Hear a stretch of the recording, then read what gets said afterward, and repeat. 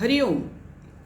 काल आपण इंदुपुत्रांची गोष्ट पाहिली आणि त्या कथानकामध्ये मनाचं सामर्थ्य किती याचं एक उदाहरण वसिष्ठांनी रामाला दिलं की केवळ मनाने संकल्प केला मी ब्रह्मा आहे, हे ब्रह्मांड मी निर्माण करू शकतो आणि हे माझ्यातच विलीन होतं, एवढा नुसता संकल्प केला चित्तानी आणि त्याच्यामध्येच ते चित्त एकरूप केलं की खरोखरच प्रत्येक एकेका पुत्राचं एक एक ब्रह्मांड त्या ठिकाणी निर्माण झालं.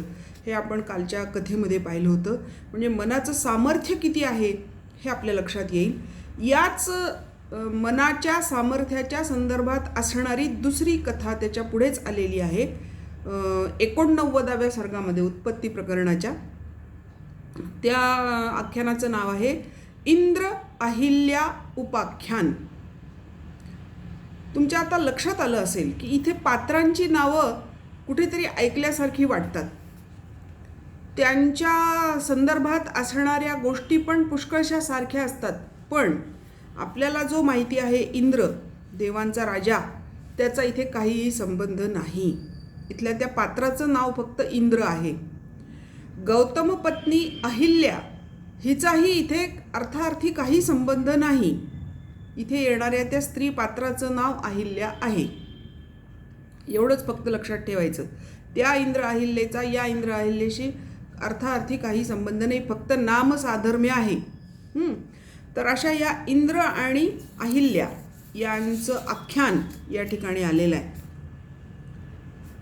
मग ब्रह्मांडाची रचना करणाऱ्या त्या ब्राह्मणपुत्रांची गोष्ट सूर्याने ब्रह्मदेवांना सांगितली आणि मग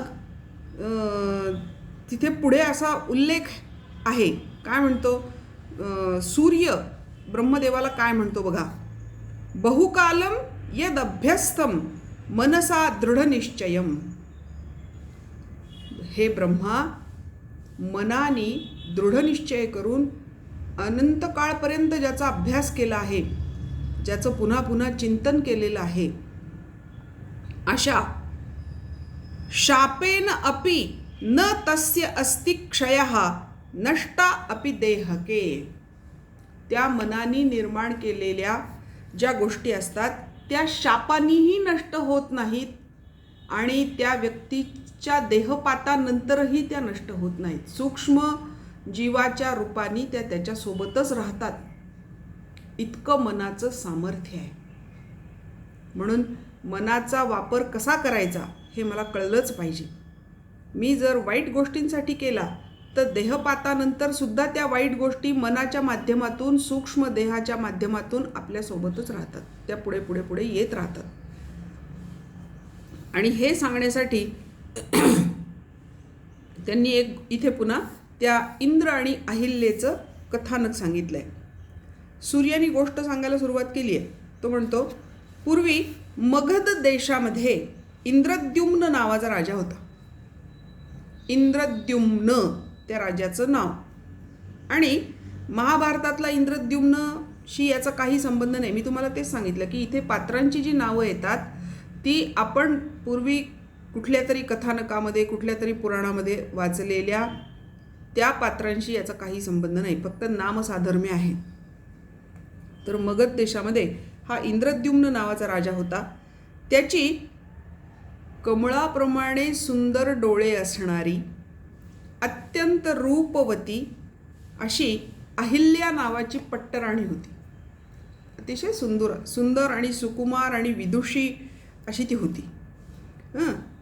त्याच्या राजधानीमध्ये एक विद्वान, चतुर, तरीही व्यसनी असणारा एक ब्राह्मण राहत होता. तो विद्वान होता, चतुर होता, पण व्यसनी होता. त्याला व्यसन करायची सवय होती. एक दिवस काही कारणाने या अहिल्याची नजर त्या इंद्र नावाच्या ब्राह्मणावर पडते. म्हणजे तिला तो दिसतो इंद्र नावाचा ब्राह्मण तिला दिसतो. तर तो दिसायला सुद्धा रूपवान असतो. त्यामुळे तिला असं वाटतं की यांनी आपल्याला एकदा कधीतरी भेटावं. कोण आहे हा? आपल्या दासीकडून ती त्याची चौकशी करते, माहिती काढते आणि त्याच्या रूपावर भाळते. तिला त्याचं रूप अत्यंत आवडायला लागतं. रात्रंदिवस ती त्याचाच विचार करायला लागते. आणि तिची ही अवस्था तिच्या सखीला समजते, म्हणजे त्या दूतीला समजते. आणि ती म्हणते, काही हरकत नाही, मी तुझी आणि त्याची एकदा भेट करून देते नक्की. आणि एक दिवस राजाला न कळू देता ती दूती म्हणजे तिची सखी तिला त्या इंद्र नावाच्या त्या चतुर ब्राह्मणाची भेट घडवून आणते. राणीसुद्धा अत्यंत रूपमती आहे, रूपवती आहे आणि हा रूपवान इंद्र आहे. या दोघांची भेट होते आणि ते दोघं परस्परांवर प्रेम करू लागतात. लव्ह ॲट फर्स्ट साईट जे म्हणतात तसा प्रकार त्या ठिकाणी होतो. आणि ते त्या दोघांना आता एकमेकांशिवाय दुसरं काही सुचेन असं होतं. राणीला सुद्धा तो इंद्र आणि इंद्राला सुद्धा अहिल्या हे आता त्यांच्या जीवनाचं ध्येय बनतात.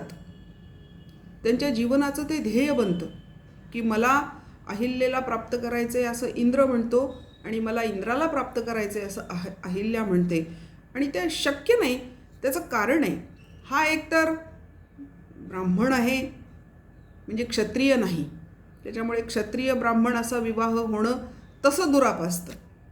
दुसरं म्हणजे हा व्यसनी आहे, म्हणजे याच्याकडे पैसा नाही.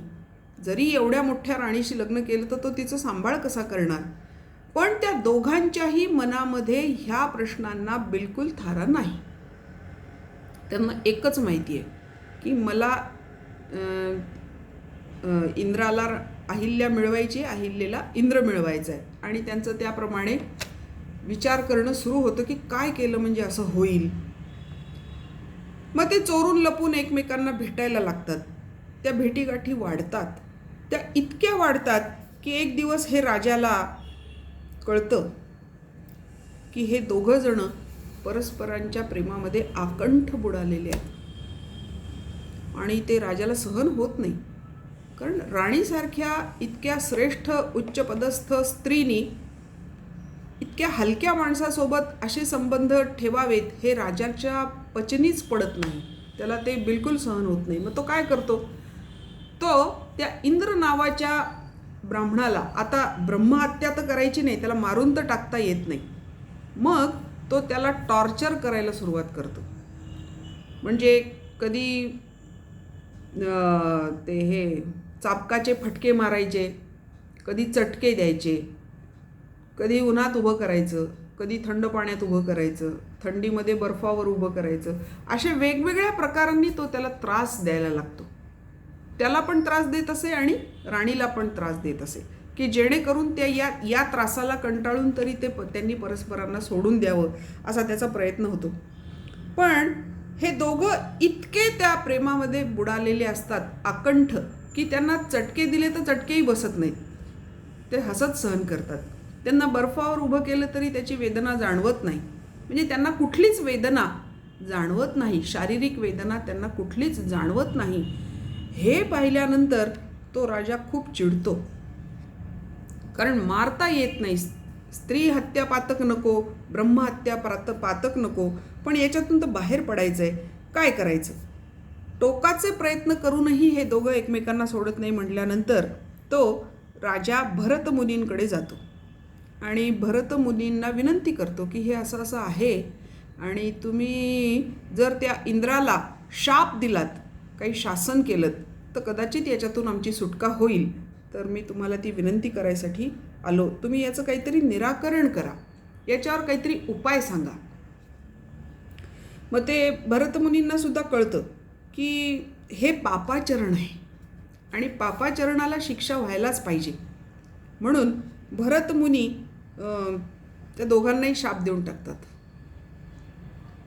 की तुम्ही दोघेही पापाचं आचरण करणारे आहात, पापाचरणी आहात, म्हणून तुम्ही दोघेही नष्ट व्हाल, असं त्यांना शाप देऊन टाकतो.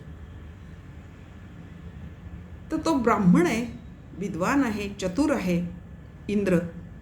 तो त्याला म्हणतो, ऋषींनाच म्हणतो की हे महात्मन, आपण आम्हाला शाप दिलात हरकत नाही, आम्ही तो भोगणारच आहोत. पण एक तुमच्या लक्षात येतं का, हा शाप देऊन तुम्ही तुमचं पुण्य कमी केलं, तुमच्या तपाची हानी केलीत. ज्या तपाचरणाने शाप देण्याला तुम्ही समर्थ झालात त्या तुमच्या तपश्चर्येची हानी तुम्ही केलीत. आणि तसं म्हणाल तर आमच्यावर त्याचा काहीही परिणाम होणार नाही हे मी तुम्हाला आत्ताच सांगतो. कारण आता काही क्षणात तुमच्या शापाप्रमाणे मी नष्ट होणार आहे, माझा देह नष्ट होणार आहे. पण त्याआधी मी तुम्हाला सांगतो की आमचा देह नष्ट करूनसुद्धा आमच्यामधलं हे जे काय प्रेम आहे हे तसूभरही कमी होणार नाही, हे तुम्हीही पाहाल, असं म्हणतो.